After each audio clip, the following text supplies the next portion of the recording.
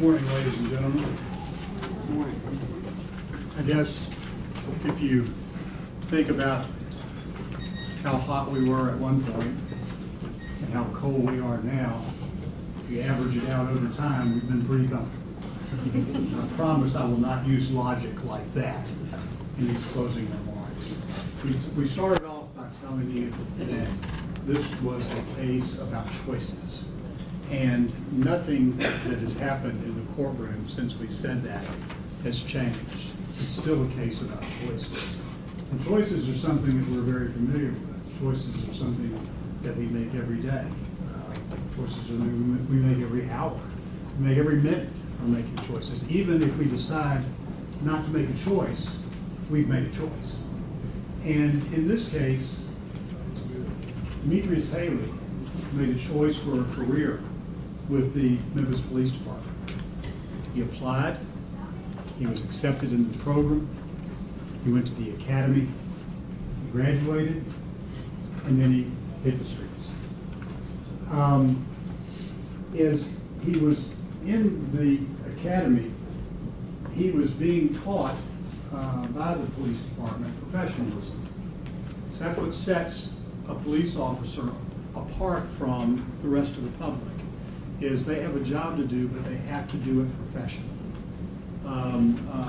There's no room for mistakes in policing. And that's why I have up on the screen right now the response to resistance continuum. This is the framework that he was taught in the police academy, and it's the framework that follows him into the field. And what it does, it serves to protect. It serves to protect the officer who is making decisions, making choices along the way in his day. And it also protects the public because it gives the officers some certainty as to how they should behave in any given situation. When we were in Chattanooga, I think I gave you some examples of that. The physical presence, you're driving on the interstate and you see a police car parked up ahead, diagonal to where you are driving, and you figure, well, that must be, there must be monitoring traffic, and you slow down. So that is basically a command that you slow down. And just the presence of the police allows that to happen.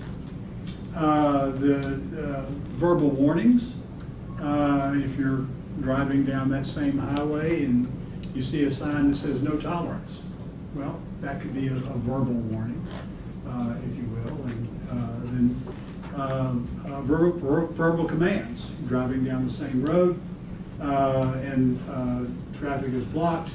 Officers are directing traffic, and you go to where you are commanded to go. Chemical agents don't enter into this illustration, but they are very much part of this response to resistance continuum because they're the next step. And of course, chemical agents are things like OC spray or pepper spray or whatever you call it that can be used to disable someone who is not complying, to allow them to be handcuffed and searched. If that doesn't work, the next step is empty hands control, and it has both soft and hard. Empty hands control, soft would be where you are leading a suspect somewhere, and the hard would be where you're actually using a fist or a foot. And those things are specifically set out in the rules that the police follow. Impact weapons, that could either be the taser or it could be the ASP baton that Officer Mills was talking about. And then finally you get to the force that no one wants to see. But sometimes it's a part of policing, and that is deadly. And understand that when they are taught these concepts, they are not taught that you follow these in lockstep. You follow these as the circumstances require. So you could go, and you'll see in a minute, an example of, you could go all the way to deadly force to begin with, and then back off of it once you see that, once you get a better idea of what the situation is. We'll see that happen. But that's what he's taught when he was in the academy, and that's what he carried into the field with him, and that's what sets the level of professionalism. Sometimes in the jury instructions, you'll see the term standard of care. Well, this would be what they're referring to as the standard of care when you have to deal with that in the jury instructions. So Mr. Haley chose to go into the rather dangerous, or relatively dangerous, area of the Scorpion team. The Scorpion team had a specific purpose, and that was to use data to figure out what precincts you're seeing most crime in, and then flooding that zone for a period of time, and getting crime under management there, and then if the crime changes location, the Scorpion team changes location. But every day, they are going into the most crime-infested areas of Memphis, and they are dealing with some of the most dangerous criminals on our streets. And they're doing it professionally. They have a code. People that they're dealing with, their code is the code of the streets. And it's up to the officers to follow their code in dealing with people who are non-compliant. Enter Tyre Nichols. Now, Tyre Nichols would not necessarily be one of the people that would fit the description of the type of person that the Scorpion team is looking for. The Scorpion team is looking for stolen cars. They were looking for people with warrants for their arrest. They were looking for large amounts of drugs, and they were looking for dangerous weapons, i.e. guns. And on January 7th of 2023, Tyre Nichols didn't fit that profile. He wasn't driving a stolen car. He wasn't, didn't have any guns in the car with him, and he had no warrants for his arrest. So he would not be somebody that the Scorpion team would be interested in. In fact, that's sort of the really tragic part of this entire case, because practically speaking, had Mr. Nichols pulled over when he got the blue lights and submitted to the officer's questioning or whatever, in all likelihood, they wouldn't have arrested him. They could have seen a small amount of drugs in the car. They're not concerned about that. They're looking for the big fish, not the little fish. They could see some credit cards in there. They wouldn't even give that a thought. Members of the Scorpion team wouldn't. And the encounter would have ended. He would have left, and you wouldn't have to be here from Chattanooga. But Mr. Nichols had a choice. He had a choice to do what law-abiding citizens do, and that is to pull over and talk to the police, or to speed up. And tragically, he chose to speed up. Now, the Scorpion team didn't know Tyre Nichols. They never heard of him. He's never come across their radar as far as anybody can tell. The car he was driving apparently wasn't a car that had been used in other crimes that the officers may have recognized.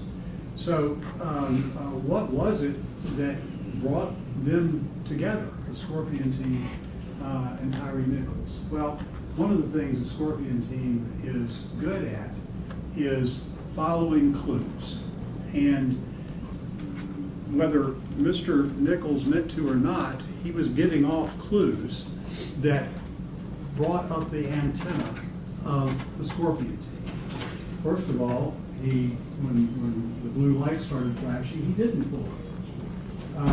In fact, not only did he not pull over, he sped up, and you could see on Officer Hemphill's speedometer how fast Officer Hemphill was having to go to try to catch up with him. He sped up, and he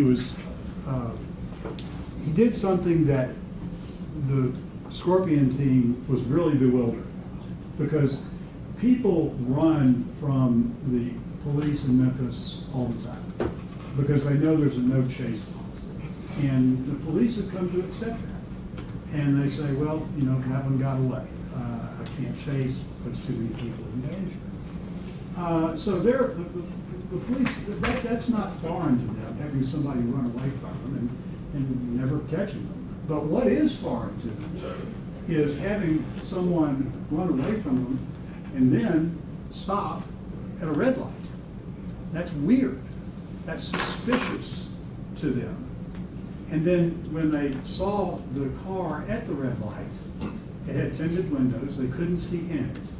So their antennae were up. And I want to take a look for a moment.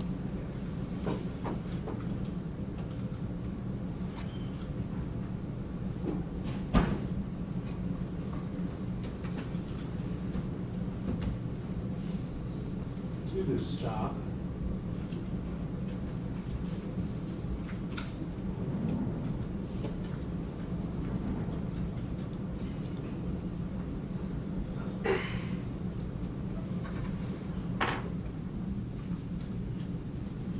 And as I have gotten older, when people come to me and they're upset about something, and I found the best way to deal with that is just, whoa, just slow down. Let's slow down. Let's talk about it. We'll figure it out. And so that's what I want to do here. I want to slow this down a bit and take a look at what happened. This is Officer Hemphill's body-worn camera. And we'll take it up to where Officer Hemphill got out of the car at 20:24:44.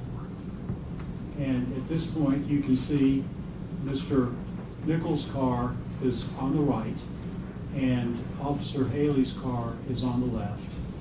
That Officer Martin's car is up ahead of Mr. Nichols' car, and Officer Martin is standing at the passenger side of Mr. Nichols' vehicle. As Mr. Hemphill walks closer, you see Mr. Hemphill pull out his service weapon. Now, service weapon would be deadly force. And you'll see in a moment that not only did Officer Hemphill have the service weapon out, but as you look at Mr. Haley, he has his service weapon in his hand, and he's putting it in the holster. That's because he's looked in the car and he's seen what's in there, so it's no longer a mystery. So now it falls from a deadly force incident to something much less than that. Probably a soft hands incident, which we'll see. And he holsters that at 20:24:51.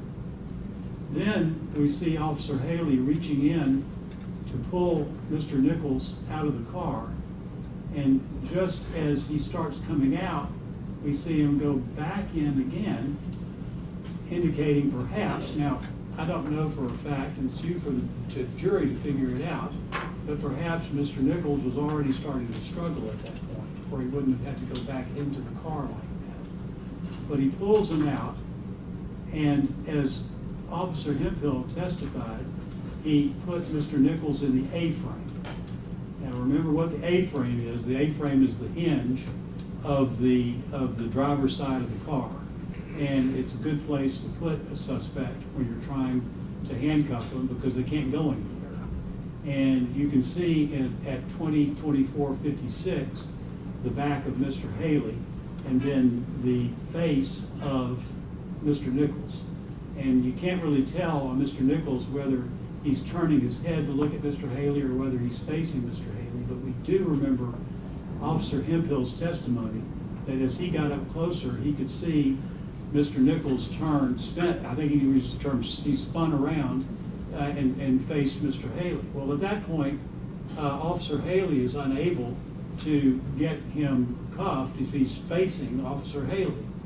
And so Officer Hemphill comes to help Officer Haley, and then there's some grappling that goes on, and it's hard to tell from the camera exactly what's going on, but you can see where they remove Mr. Nichols from the car, and Mr. Nichols is standing there, Officer Hemphill holding with one hand, another officer on the other side holding him, and Mr. Nichols is not in a position with his arms behind his back. As we go forward, he moves over and turns toward the officers, and at that point, we don't know for sure at what point Officer Hemphill heard Officer Martin say, "Get your hand off my gun," but it would have to have been around in this area somewhere, because shortly after we're looking at this, we see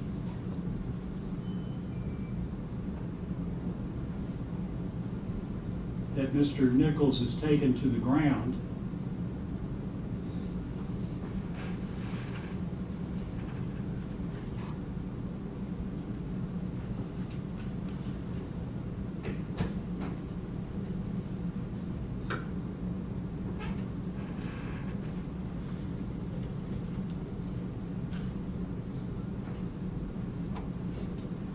And at 20:25:20, we see that he's clearly sitting on the ground.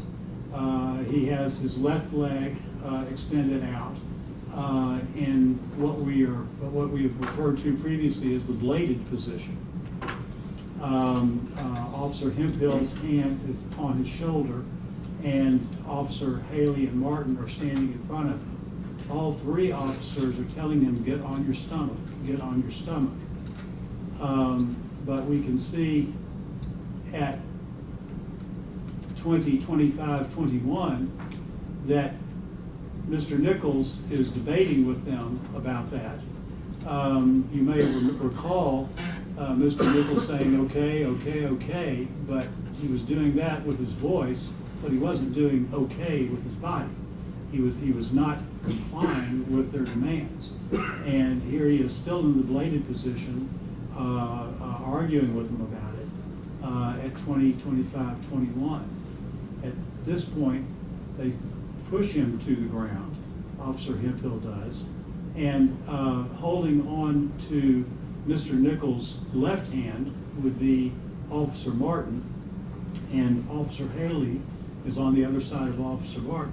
Officer Haley then approaches Mr. Nichols at 20:25:26 and eventually grabs Mr. Nichols' right hand to try to get his right hand behind his back.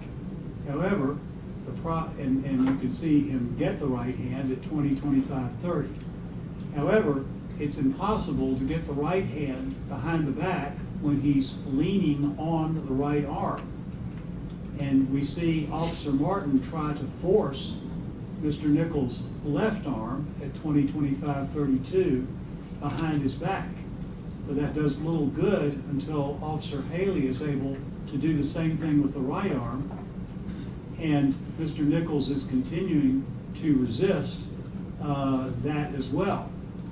At this point, 20:25:36, we see Officer Haley goes to his knees.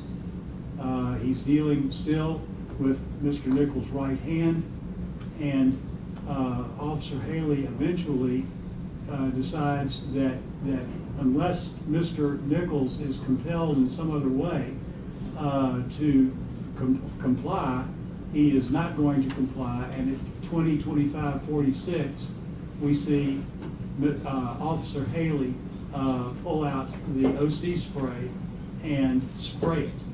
Now, what we know now is that when that happened, the spray hit Officer Haley, and apparently it hit him directly because of the level of disabling it did to him.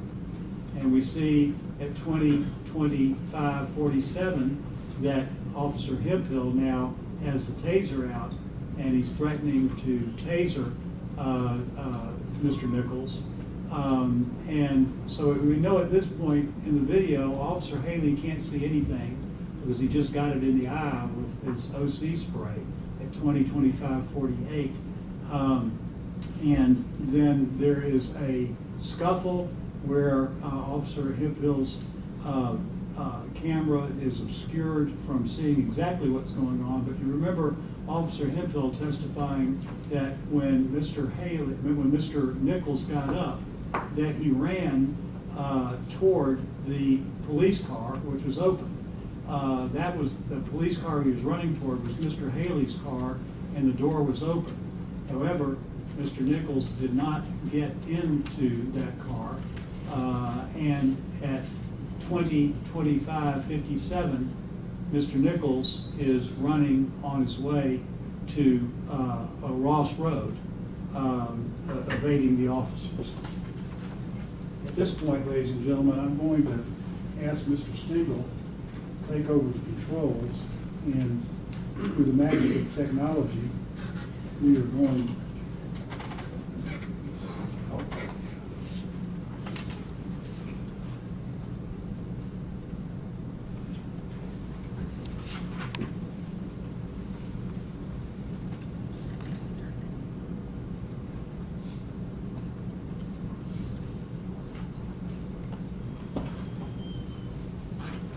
through the magic of technology, Mr. Stengel is going to help us be in two places at one time.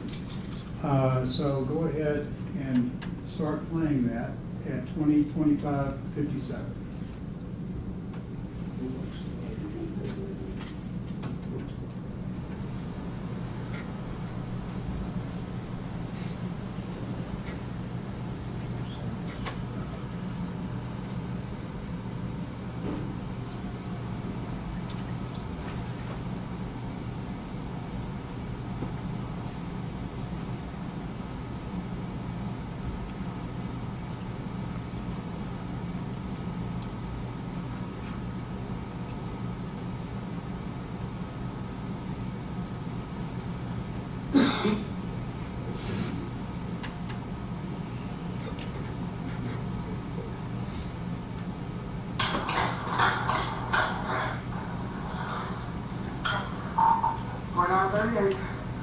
Murder Range and Ross.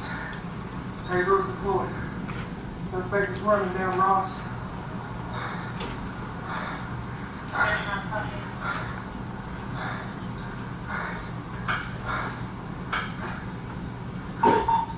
Young male, black, slim build, blue jeans, and a hoodie.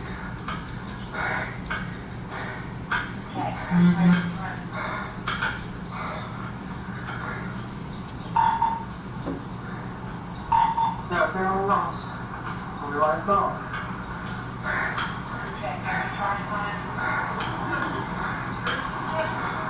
Good. What's up? Good. Alright, hang on.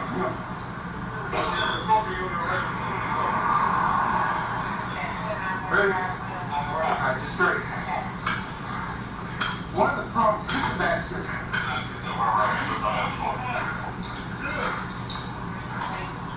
Alright, your car's right in front of you. This is my car to go for a walk. Alright, hang on. Where's your water?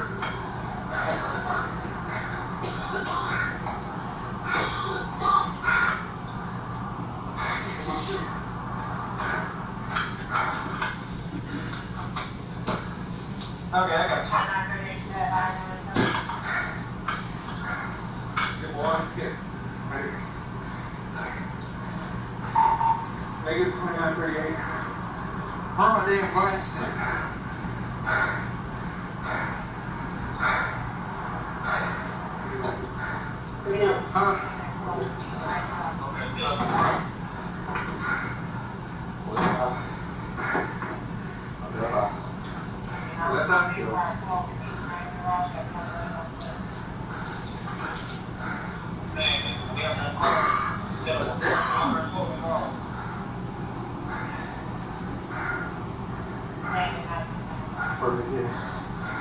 Let back in? Yeah.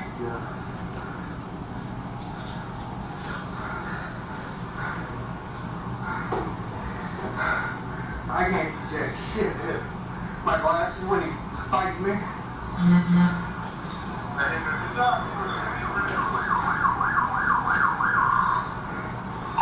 Later, we just saw him running down Ross.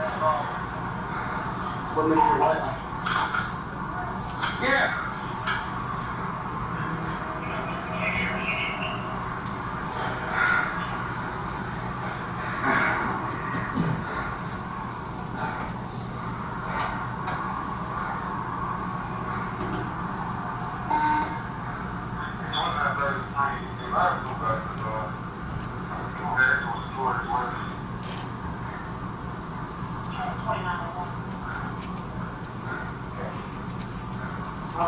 What's up?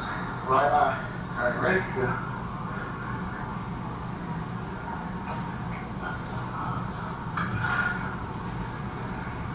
Well, Right up.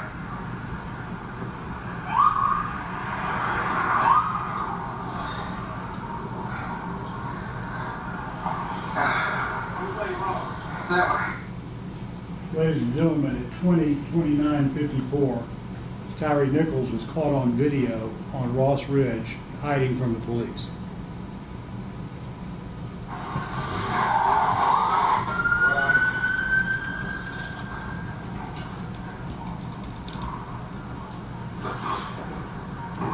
Okay, I gotta find my glasses and get this damn taser downloaded.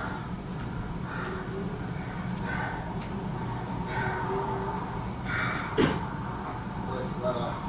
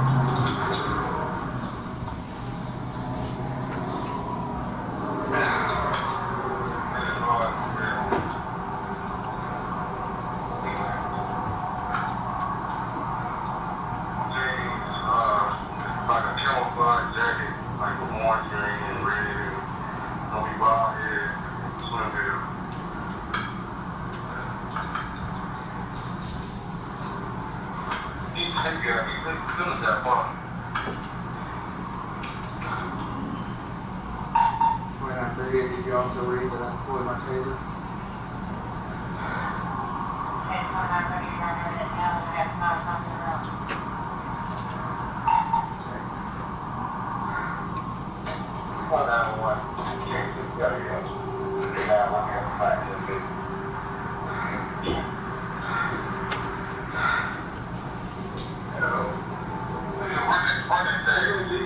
That way. Thin male black, blue jeans, and a plaid jacket.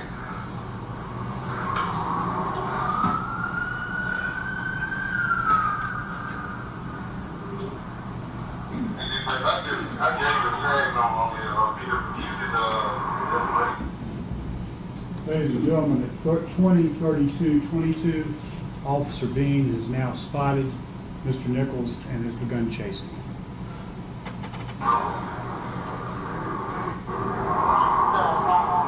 You good right now? Can you at least open your eyes?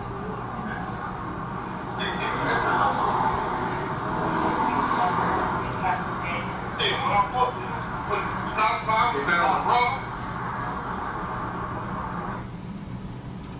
At 20:32:41, Officer Bean is able to catch Mr. Nichols and tackle him.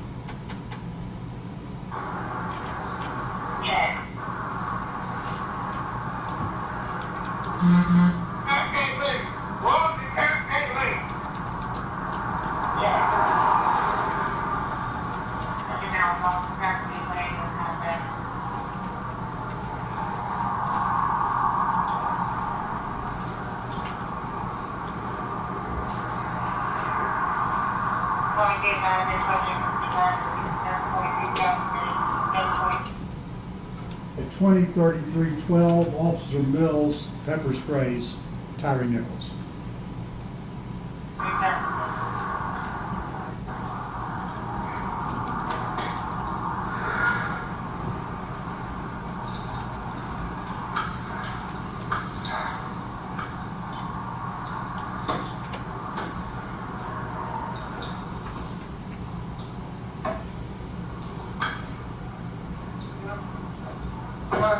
Martin and all them were over there chasing him. Shit, you sprayed too, but luckily he didn't get my eyes, just on my eyebrow. Oh, that stomp his ass. At 20:33:53, Officer Smith radios for more cars and more officers at Castlegate. Officer, at 20:33:55, Officer Martin removes his body-worn camera. I hope they stopped his ass. Smith was going for other cars because he was Martin chasing him.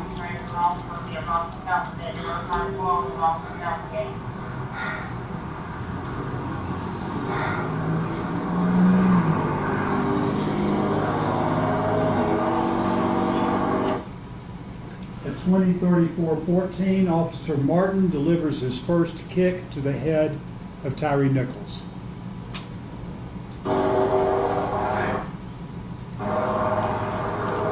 Sure.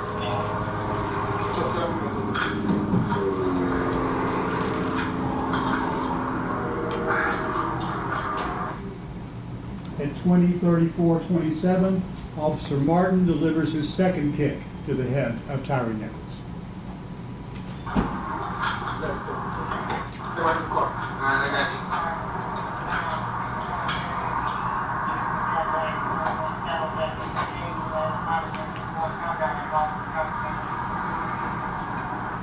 you. As you can see, at 20:34:41, Officer Haley leaves Ross and Rains and is on his way to Castlegate.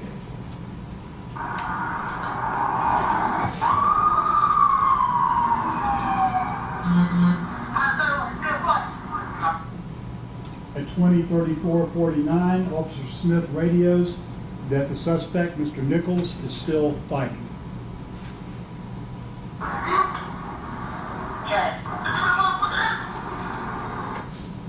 At 20:34:54 at Castlegate, Officer Mills opens his ASP baton.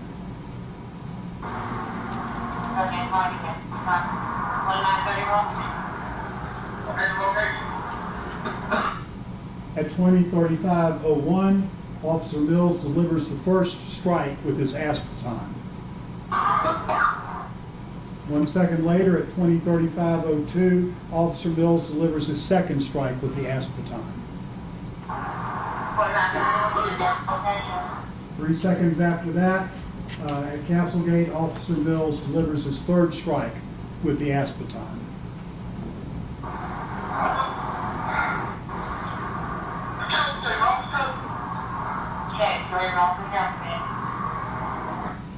At 20:35:14, Officer Martin delivers his first strike with his fist to the head of Tyre Nichols.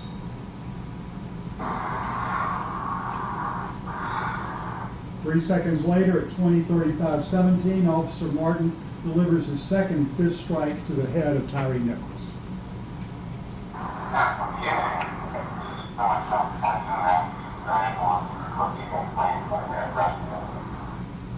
At 20:35:24, Officer Martin delivers his third strike to the head of Tyre Nichols. 3 seconds later, at 20:35:27, Officer Martin delivers his fourth strike to the head of Tyre Nichols. And 2 seconds after that, Officer Martin delivers his fifth strike to the head of Tyre Nichols.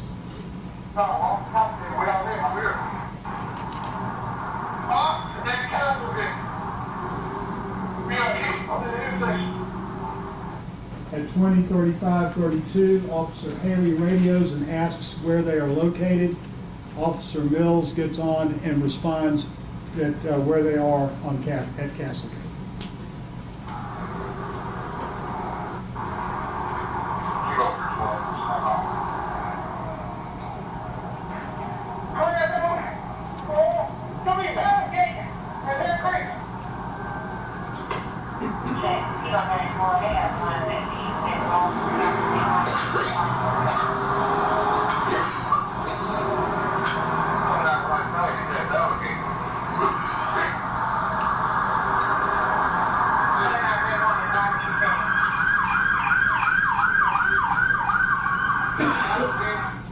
At 20:36:15, Officer Haley arrives at Castlegate.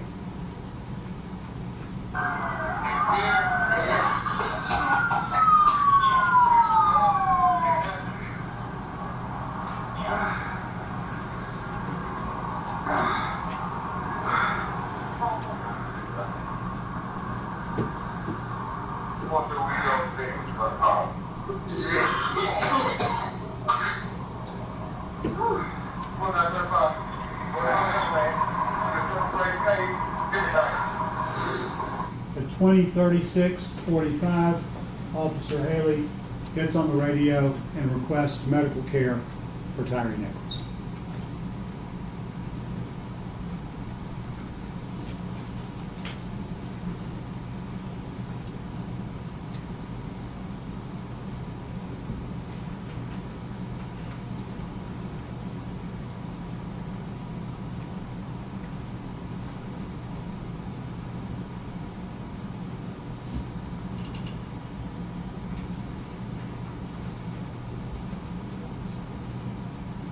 Ladies and gentlemen, I want to talk for a little bit about what happened once Officer Haley gets on the scene at Castlegate. Recall that what Officer Haley knows at that point is the following. He knows that there was a traffic stop at Ross and Raines. He knows that at the traffic stop, Tyre Nichols resisted. He knows that Tyre Nichols would not cooperate by putting his hands behind his back. He knows that he had to apply OC spray to Tyre Nichols and himself in the process. He knows that he has very limited vision, and he unsuccessfully chases Tyre Nichols a bit of the way up Ross Road, even though he couldn't see.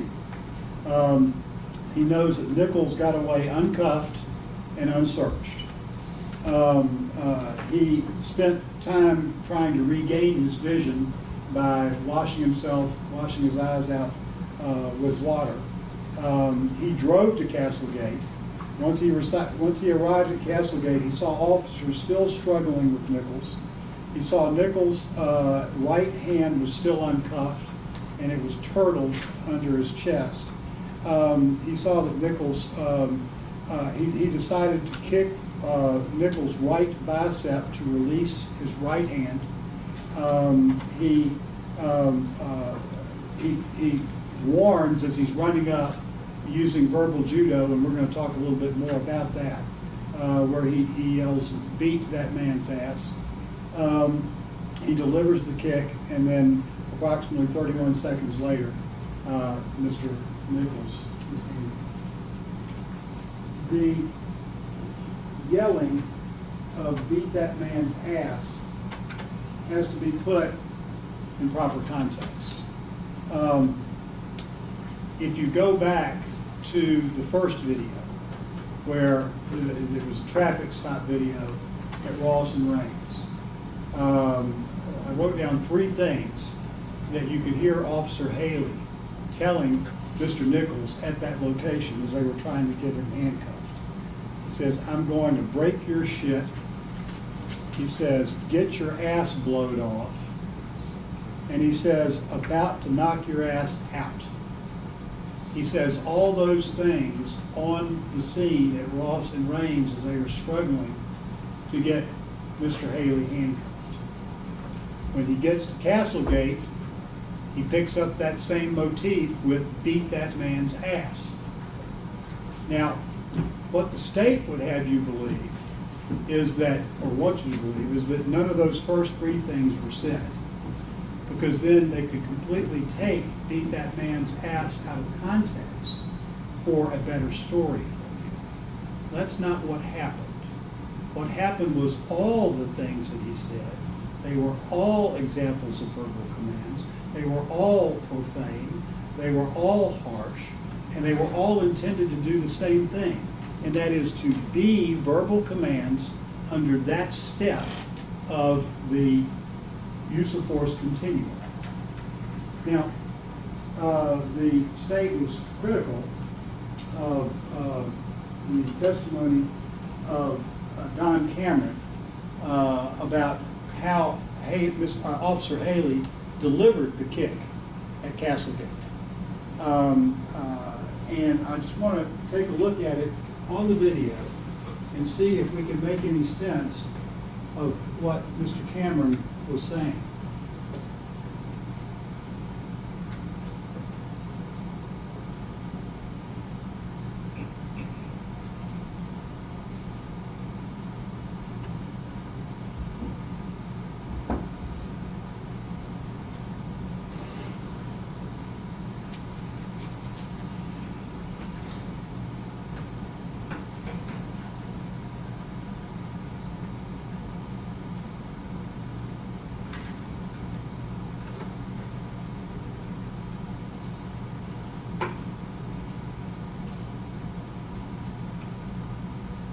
So at 20:36:15, we can see from the right hand of the screen, Officer Haley coming onto the scene.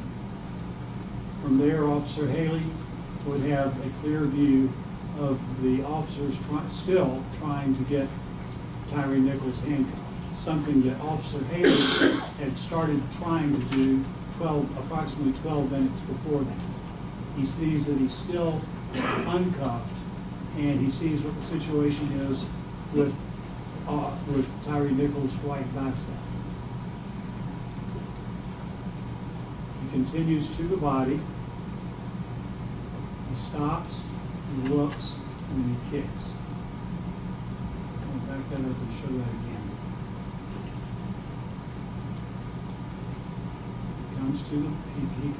He braces himself against one of the other fellow officers.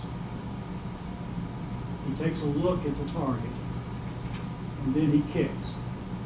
A very specific place on the target. This was what Mr. Cameron was trying to say. It was what separated him from just being brutal and beating Tyre Nichols. Now, if you want to see an example of brutal and beating Tyre Nichols, just keep watching. Because after the kick, you see Officer Martin behind, and when he comes, he doesn't aim, he doesn't do anything, he just viciously kicks Tyre Nichols. There's a very great difference between those two kicks and those two men, and they should be treated differently.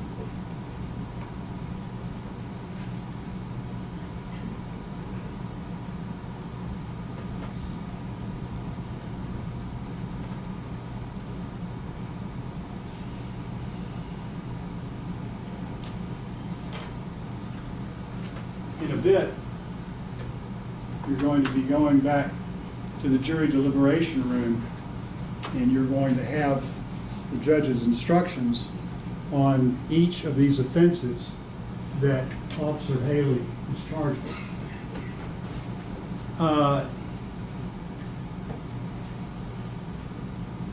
The context for all of these offenses, according to the state, is that Officer Haley here is being held responsible for the acts of others. And in order to do that, this is what the instruction says. A defendant is criminally responsible for an offense committed by the conduct of another if acting with the intent to promote or assist the commission of the offense, or to the benefit in the proceeds or results of the offense, the defendant solicits, directs, aids, or attempts to aid another person to commit the offense. So there has to be some involvement of Officer Haley in the decision-making process about where this enterprise was going. Now, you recall when we were in Chattanooga, you heard a illustration of this having to do with throwing rocks.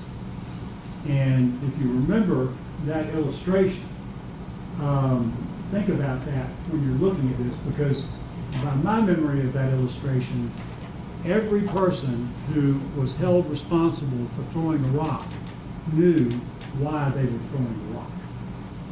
And I believe this case is very different than that, because this case is messy. This case is real life.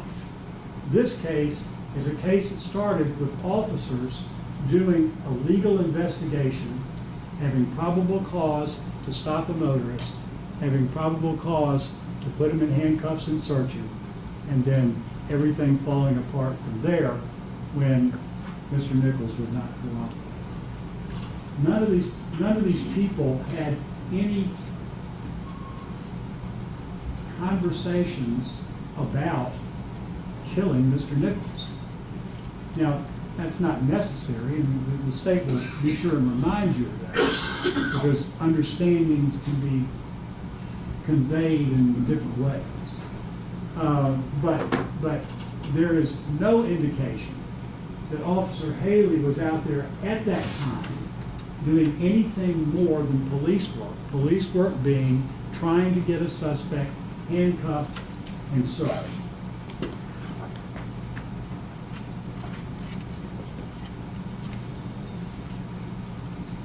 With regard to the criminal responsibility of others, it depends on Officer Haley's intent.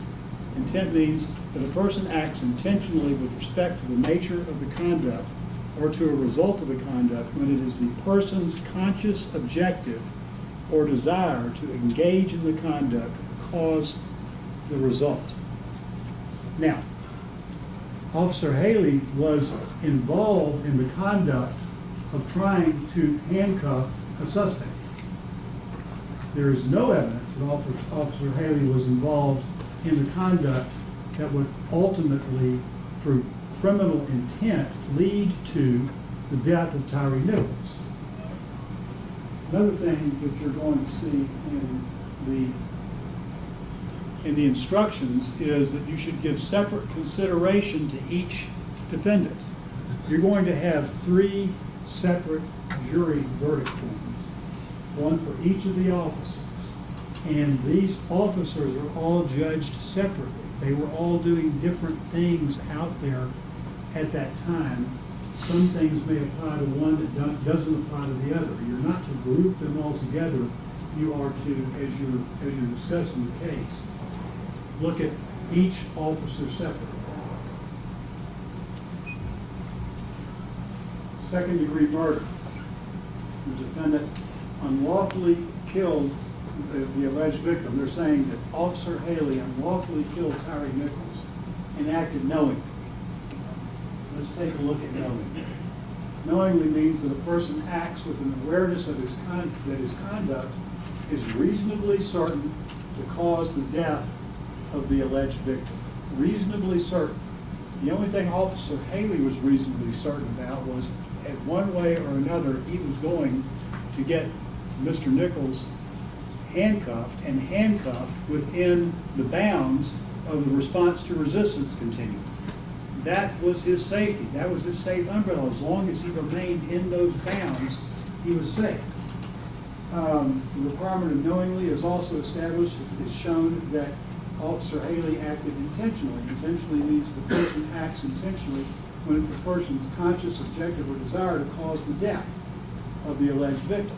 There is absolutely no evidence that his intent was to cause the death of Tyre Nichols. He made one contact with Tyre Nichols, 2 contacts. The first contact was soft hands, trying to get him out of the car and in handcuffs. Second contact, 3 contacts actually. Second contact was chemical agent, because Tyre Nichols was not cooperating and he needed to disable him so that he could get him handcuffed and then start pouring water on his face. And then the third one was hard hands, and that was the foot to the shoulder. That was the only thing that you could conclude that was the intent of Officer Haley. Voluntary manslaughter. Officer Haley unlawfully killed the alleged victim, Tyre Nichols, and that Officer Haley acted intentionally or knowingly. Now we're back there to intentionally and knowingly. We don't need to go over that again because we've already talked about it. It means he had a conscious desire to act in a way that would result in the death of Tyre Nichols, and there is no proof. Aggravated assault resulting in death, that Officer Haley intentionally or knowingly caused bodily injury to Tyre Nichols, and the act resulted in the death of another. Dr. Turner told you that the sole cause of the death of Tyre Nichols was blunt force trauma to the head. There was no point at which Officer Haley delivered any blunt force trauma to the head of Tyre Nichols. He did kick Tyre Nichols in the shoulder, and Officer Turner testified that had no bearing whatsoever on Mr. Nichols' death. Reckless homicide, that the defendant killed the alleged victim, Tyre Nichols, and the defendant acted recklessly. Well, here's where we go back to our response to resistance continuum. Reckless behavior, it cannot be reckless if it is within the scope of the objective bounds that the Memphis Police Department sets out for its officers. Recklessly means that a person acts recklessly with respect to circumstances surrounding the conduct or the result of the conduct when the person is aware but consciously disregards a substantial and unjustifiable risk that the alleged victim will be killed. Had Officer Haley gone outside the bounds of the response to resistance continuum, then he may be considered to be acting recklessly. However, he did not. At no point did he go outside of those bounds. He stayed safely in them. It says the risk must be of such a nature and degree that its disregard constitutes a gross deviation from the standard of care that an ordinary person would exercise under all the circumstances viewed from the accused person. That's Officer Haley's standard. There's the standard of care. That's your response to resistance continuum. If you can find some way that he escaped from that, and he went beyond policing, but you're not going to find it. Criminally negligent homicide. That is the defendant's conduct resulting in the death of the alleged victim, Tyre Nichols. The defendant acted with criminal negligence. Sorry, I messed up.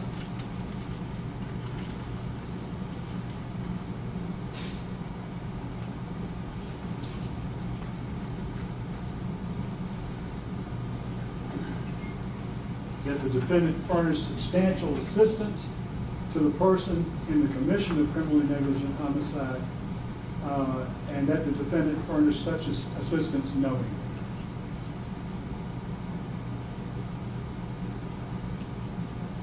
Officer Haley was not there when the blows were thrown. There was no way that he could provide any substantial assistance. When he came on the scene, he did not know about those blows. He didn't know about Martin's kicks to the head. He didn't know about Martin's strikes, kicks to the, or strikes to the head, or kicks to the head, strikes, kicks to the head, or strikes to the head by Officer Martin.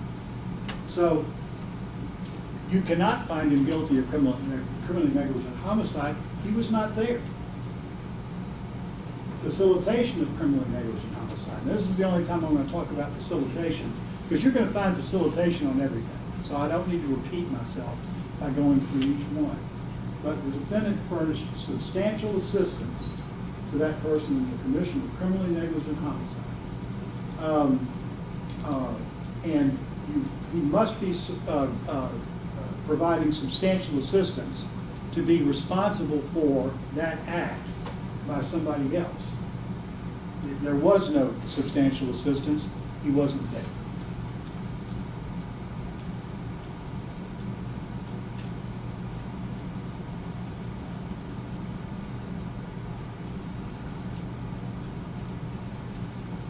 Aggravated assault, acting in concert. In order to convict on that, you're going to have to find as an element of the offense that it resulted, what Officer Haley did resulted in serious bodily injury to Tyre Nichols. Serious bodily injury in those is described for you, involves a substantial risk of death, kicking in the shoulder, no. Protracted unconsciousness, kicking in the shoulder, no. Extreme physical pain, kicking in the shoulder, no. Protracted or obvious disfigurement, kicking in the shoulder, no. Or protracted loss or substantial impairment of a function of a bodily member, organ, or mental faculty, kicking in the shoulder, no. Aggravated assault, acting in concert, you should be jailed. Reckless endangerment. Officer Haley engaged in conduct which placed or might have placed another person in imminent danger of serious bodily injury, and that he acted recklessly. Here we are back to the response to resistance continuum. As long as he stayed within that, he did not act recklessly, and that's an objective finding that he did not act recklessly. It doesn't have to be just somebody's opinion. Assault.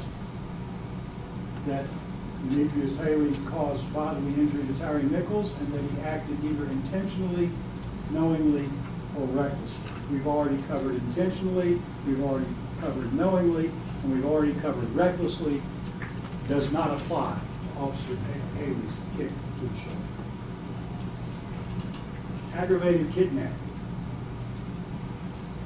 This was a police action based upon probable cause to arrest Tyre Nichols. It involved handcuffing him and searching him. Once that was done, it was over with. Now, every time an officer handcuffs and searches, is that going to be a kidnapping? I don't think the state meant that. And I don't think you have to buy it, or you're going to be tying our officers' hands for time to come. Official misconduct. This is the one that I'm really scratching my head over, because I'm not sure that anything has really been put before us saying this is the official misconduct. Yesterday, I believe they said it was everything that happened from the time that Tyre Nichols ran away from Ross and Rains. But a lot happened. Help me. I don't know what to defend on that. And if you don't know what to defend, you don't know what to convict.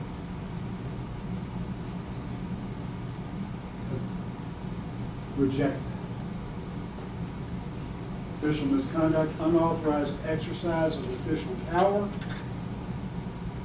It's not unauthorized if it's set out in the response to resistance continuum and he stays within that framework. Reject that. Official misconduct, refraining from performing a duty. I think what they're talking about there is telling the medical providers exactly what happened to Tyre Nichols. And at that time, Mr. Officer Haley did not know what had happened because he wasn't there. He didn't see Martin deliver those strikes. He didn't see Mills deliver those strikes. So he would have no way of being able to be accused of not performing something that he was physically impossible for him to perform.